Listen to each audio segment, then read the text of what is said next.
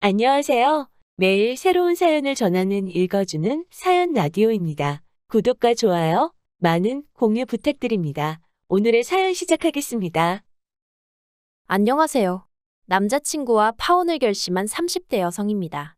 사실 파혼이라고 표현을 했지만 식만 안 올렸다 뿐이지 주변에 알만한 사람들은 저희가 동거 중인 걸 알고 있었거든요. 아무튼 그래도 이혼이라고 하기엔 그건 그것대로 말이 안 되니 파혼이라고 표현하겠습니다만 괜히 제가 거짓말을 하는 기분이 들어 찜찜하네요.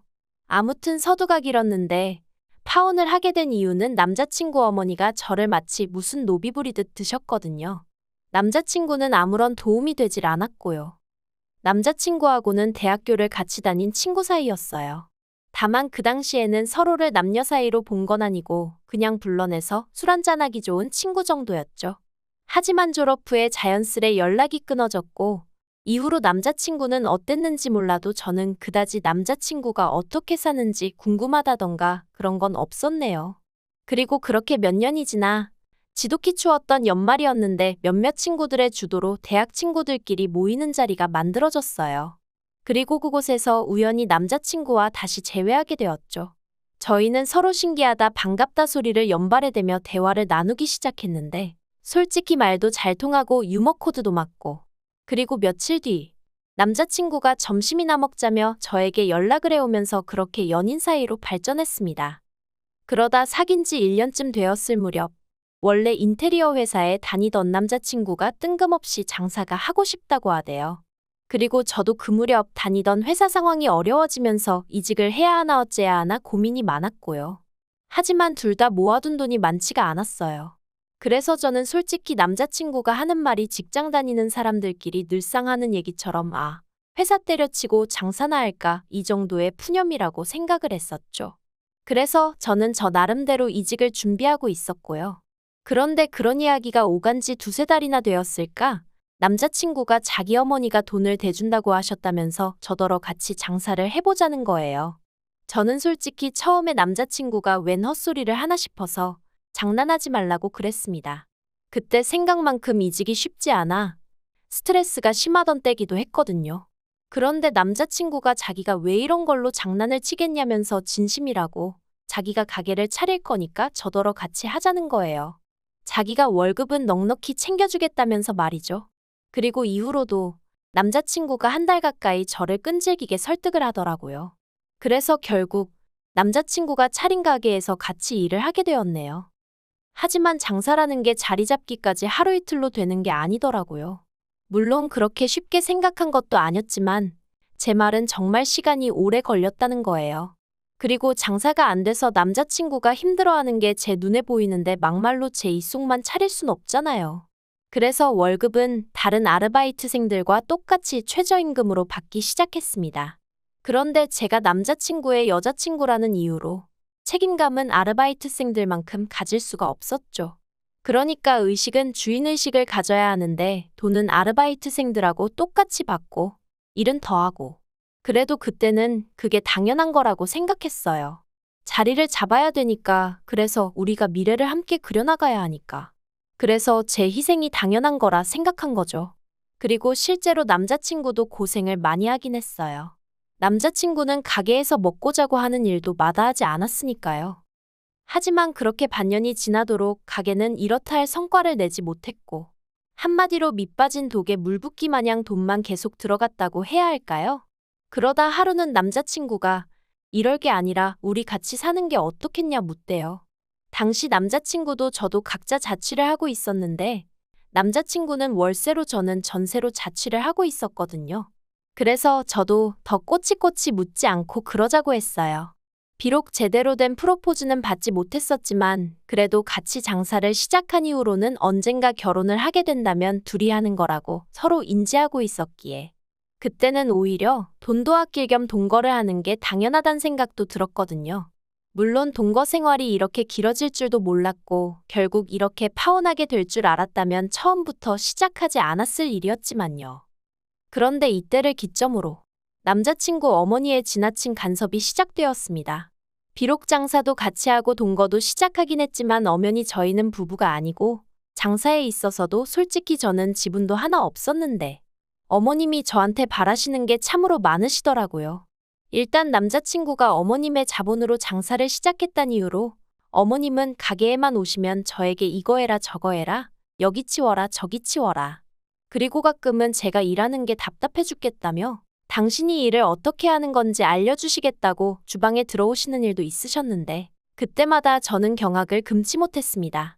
저나 남자친구는 아무리 장사가 안 되더라도 양심을 속이지는 말자는 주의였는데 어머님은 저희더러 배떼지가 불렀다며 손님들이 남기고 간 잔반을 재활용하길 바라셨고 뿐만 아니라 청소용으로 쓰던 고무장갑을 끼시곤 식재료 손질을 하려고 하시질 않나. 제가 참아다 적을 순 없지만 정말 상상 초월의 일들을 하려고 드셨거든요.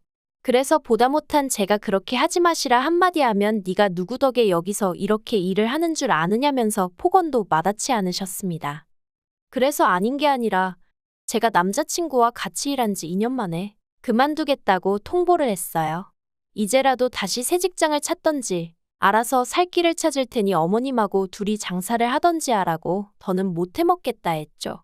그러자 남자친구가 자기가 어머님하고 금전적 관계도 정리를 할 거고 그동안 고생한 거에 대한 보상을 해주겠다며 저더러 다시 한 번만 생각해보라대요. 그리고 솔직히 2년쯤 되었을 땐 가게가 조금씩 자리를 잡아가고 있었거든요. 매상도 많이 늘었었고요. 게다가 남자친구가 자기가 다 미안하다며 저자세로 나오니 제 마음이 흔들렸던 게 사실이에요. 그래서 결국 가게에 남기로 했습니다. 남자친구가 그간 고생한 데에 대한 보상이라며 돈도 2천만 원 주대요. 그런데 솔직히 처음에 받았을 땐 기뻤거든요. 하지만 이내 내가 계속해서 군소리 없이 일을 했다면 이 돈은 안 줬겠지 하는 생각에 좀 착잡한 마음도 들긴 했어요. 아무튼 남자친구는 얼마 지나지 않아 처음에 어머님께 빌렸던 돈도 다 갚았고요.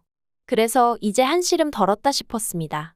적어도 먹고 사는 문제로 어머님이 유세 떠는 일은 안 봐도 되겠구나 싶었으니까요. 그런데 그렇게 다 마무리가 되었다 싶었을 무렵 어머님께서 저에게 연락을 해오셨습니다. 그리고는 당신 아들과 진짜로 결혼 생각이 있는 건지 뭐 그런 걸 물어보시더라고요. 그래서 사실 그대로 말씀드렸어요. 가게가 이제 막 잘 돼가고 있으니까 당장식을 올리진 못하겠지만 결혼은 할 거라고요. 그랬더니 그러면 너 나한테 잘 보여야 되는 거 알지? 그러시는데 좀 어이가 없었죠. 그리고 그런 대화가 오가고 얼마 지나지 않았을 무렵 저는 남자친구와 가게 매상 문제로 크게 다투게 되었습니다. 충격적인 사실을 알게 되었기 때문이죠. 저더러 어리석다 말하는 사람도 있겠지만 사실 가게를 시작할 때 이미 제 돈이 들어간 것도 아니었고 남자친구가 어머님께 돈을 빌려다 하는 상황이었으니 금전적인 부분에 있어서는 남자친구를 전적으로 믿었던 게 사실이에요. 그런데 제가 가게 카운터 정리를 하다가 세금 관련된 서류를 보게 되었고 거기서 뭔가 이상하단 사실을 눈치채게 되었죠. 전 직장에서 회계 쪽에 있다 보니 그런 게 눈에 좀 빨리 들어왔거든요. 아무튼 남자친구가 그간 저에게 매상을 숨겨왔다는 걸 알게 되었어요. 그제서야 어쩐지 그간 왠지 이상하다 생각하고 찝찝하게 느껴졌던 부분들이 납득이 가대요. 가게는 전에 없이 바빠지고 있었는데 왜 매상은 늘 그 자리였는지. 저는 남자친구에게 당장이라도 전화를 해서 따질까 하다가 그랬다간 변명거리를 생각해낼 시간만 주게 될 것 같아 그저 그가 돌아오길 기다렸습니다. 당시 남자친구는 잠깐 병원에 간다며 자리를 비운 상황이었거든요. 그리고 1시간쯤 지났을까? 정말이지 그 1시간 동안 얼마나 많은 생각들이 머릿속을 헤집던지. 아무튼 돌아온 남자친구 앞에 제가 아무 말 없이 그 서류들만 내밀었습니다. 그리곤 설명해보라니까 처음엔 오히려 못 낀 놈이 썩낸다고 이게 뭔데 다짜고짜 이러냐면서 짜증을 내더니 급기야는 그 서류들을 쓰레기통에 버리려고 하는 거예요. 그래서 제가 이렇게 나온다는 거냐고. 알겠다고 그럼 앞으로 혼자서 어디 한번 잘해보라고 하곤 앞치마를 벗어던졌어요. 그러자 남자친구가 또다시 저를 잡고 늘어지면서 왜 이러냐면서 자기가 설명을 다 해주겠답니다. 그리곤 기껏 한다는 소리가 결혼자금으로 돈을 따로 모으고 있었다는 거예요. 아니, 아무리 결혼자금이라도 그렇지. 나는 그 코딱지만한 월급을 쪼개 써가며 따로 모으고 있었는데 만약에 제가 끝까지 모르고 있었다면 막말로 결혼할 때 나는 이만큼이나 모았는데 넌 그동안 뭐 한 거냐며 절 비웃었을지 누가 알겠어요? 정말이지 황당해서 뭐라 할 말이 없더라니까요. 아무튼 결국 그렇게 남자친구가 저 몰래 빼돌린 돈이 얼만지 계산하여 그 절반을 제가 받았습니다. 그리고 더는 남자친구에게 신뢰가 가지 않아 가게 일에서 손을 떼야겠다는 생각이 확고해지기 시작했죠. 그런데 그런 제 속도 모르고 지난달 어머님이 만나자 하시더니 이번에 가게를 하나 더 내려고 하신다면서 저더러 그 가게에 가서 일을 좀 해야겠다는 거예요. 새 가게를 낸다는 이야기도 처음 듣는 이야기였고 제가 왜 거기 가서 일을 해야 한다는 건지 납득이 되질 않대요. 그래서 제가 지금 이게 다 무슨 말씀이시냐 되물었더니 저더러 말귀를 못 알아듣는다면서 남자친구에게는 아래로 2살 어린 남동생이 있는데 그 남동생 앞으로 가게를 차려주실 거라는 거예요. 뭐 어머님 재산으로 어머님 자식 가게 차려주신다는데 제가 왈가왈부할 문제는 아니니까 그거에 대해선 아무 생각이 없었어요. 그냥 그러시구나 하고 말았죠. 그런데 저더러 거기 가서 일을 하라는 건 제가 무슨 노비도 아니고 여기 있으라면 있고 가라면 가나요?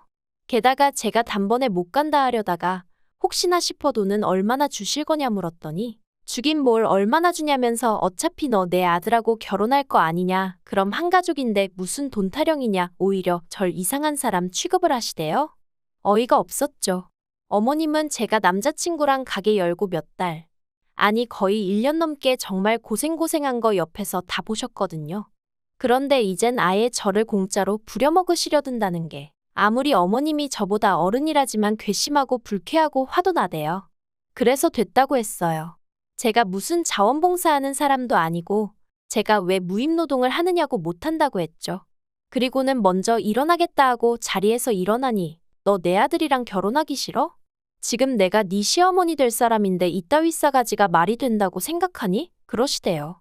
그래서 저도 제가 어머님 며느리 될 사람인데 이렇게 대하시는 게 맞다고 생각하시냐고 한마디 받아치곤 먼저 카페에서 나와버렸네요. 집으로 오는데 속에서 부글부글 화가 끓더라고요. 아니 나를 뭘로 보셨으면 저런 말을 아무렇지 않게 하실 수 있나 싶기도 하고 내가 그렇게 남자친구랑 결혼 못해 환장한 애로 보였나 싶기도 하고 아무튼 여러 가지로 속이 뒤숭숭한 게 여기가 끝이다 싶었죠. 게다가 집에 도착하니 남자친구가 이미 어머님이랑 통화를 했는지 언짢은 표정으로 절 보는 거예요. 저도 그런 남자친구를 보니 꾹꾹 눌렀던 화가 막 터져나오고 그래서 쓸데없는 소리 할 거면 말 걸지 말라고 먼저 한마디 했습니다. 그러자 남자친구가 정말 자기 어머니한테 왜 그러냐면서 형수 될 사람이 시동생 좀 도와주는 게 그렇게 말이 안 된다고 생각하냐며 짜증을 내대요.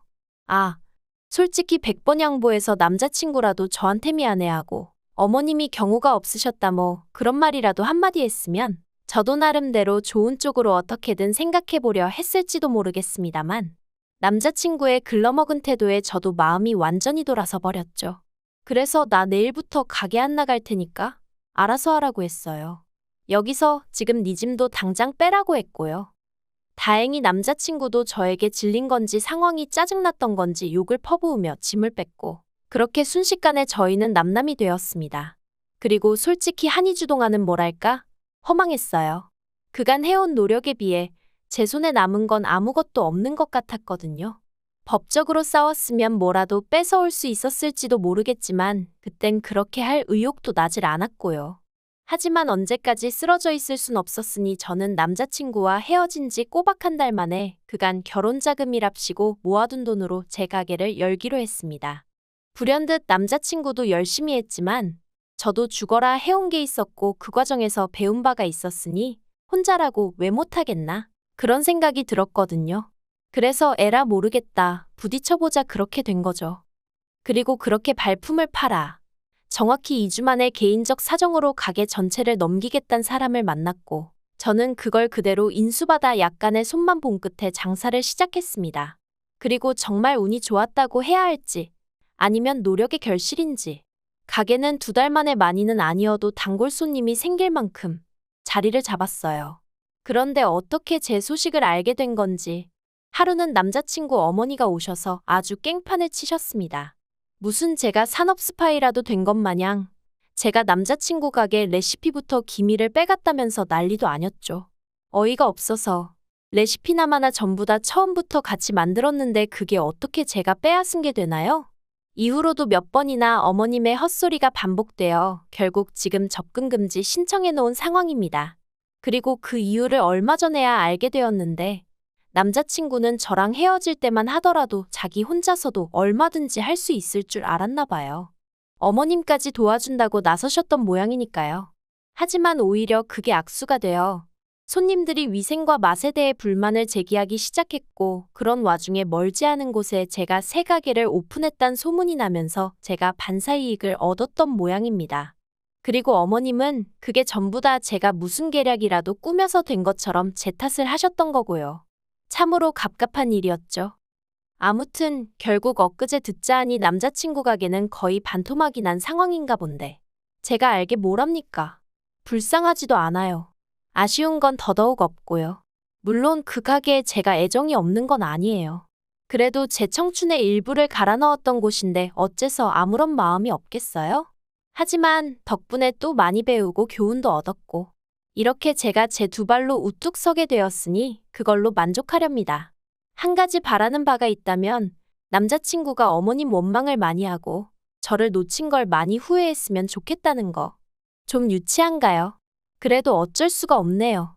아무튼 저는 저대로 또 저만의 인생을 그려나가기 위해 오늘도 내일도 열심히 달려볼 생각입니다. 긴 이야기 들어주셔서 감사합니다. 오늘의 사연은 여기까지입니다. 구독과 좋아요, 알람 설정해주시면 앞으로 더 좋은 사연으로 찾아오겠습니다. 감사합니다.